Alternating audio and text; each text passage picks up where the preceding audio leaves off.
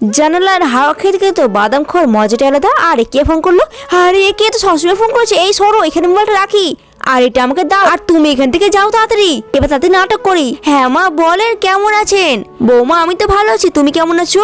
এই তোমার ভালো। আর দেখুন না, আমি থালা বাসন মাজছি এখন। ও আচ্ছা ঠিক আছে, আমি আজকে তোমাদের বাড়িতে আসছি, তাই জন্য ফোন করেছিলাম। ও মা আপনি আসছেন, তাহলে আসেন। ওই বাপরে, এবার আমি কি করব? আমার শাশুড়ি মা তো বাড়িতে আসছে এখনই। যাই যাই গিয়ে দেখি তো কতদিন আসছে।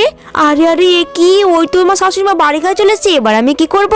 আমার তো বাড়ি ঘর প্রচন্ড নোংরা হয়ে আছে। যাই যাই তাড়াতাড়ি আমার স্টোরুম থেকে পার্সেলগুলোকে বের করে নিয়েছি আর সব পার্সেলগুলোকে ড্রয়িং রুমের মধ্যে রেখে দিই। ওয়াও, আমার কতগুলো পার্সেল। এবার একটা করে পার্সেল আনবক্সিং করব আর বাড়ির মধ্যে সুন্দর করে সাজিয়ে নিব, যাতে আমার বাড়িটা দেখতে অনেক সুন্দর লাগে। কারণ আমার শাশুড়ি মতো বাড়িঘর নোংরা একদমই পছন্দ করে না, আর বাড়িঘরে পুরনো জিনিসও পছন্দ করে না। এই জন্য আমার শাশুড়ি মা বিয়ের পরে বলেছিল যে তোমার মা বাবাকে বলবে বাড়িঘর সাজানোর জন্য জিনিসপাতি দেবে। কিন্তু আমার মা বাবা তো অনেক গরিব, ওনারা কত টাকা পাবে যে এত দামি দামি জিনিস কিনবে? আর এই জন্য তোমার শাশুড়ি মা আমাকে অনেক কথা শোনায়, অনেক তাচ্ছিল্য করে।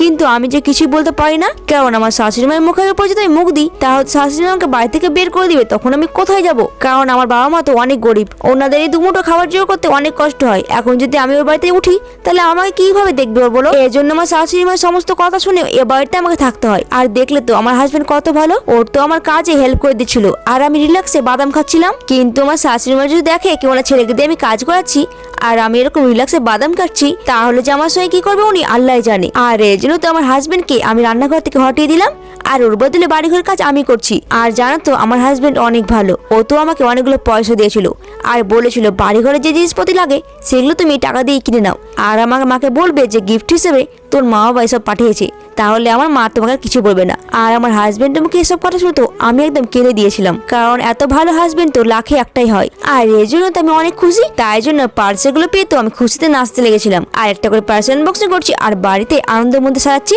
কারণ আমার শাশুড়ির বাড়ি এসে তো আমার কোনো দোষই খুঁজে পাবে না আর আমি রিল্যাক্স শাশুড়ির সঙ্গে কথা বলতে পারবো। তো কি বন্ধুরা, তোমরা কি এরকম ভালো হাজবেন্ড চাও? তাহলে অবশ্যই একটা লাইক করে দিও। আর আমার হাজবেন্ড ঠিক করেছে কিনা কমেন্টে অবশ্যই বলে যাবে।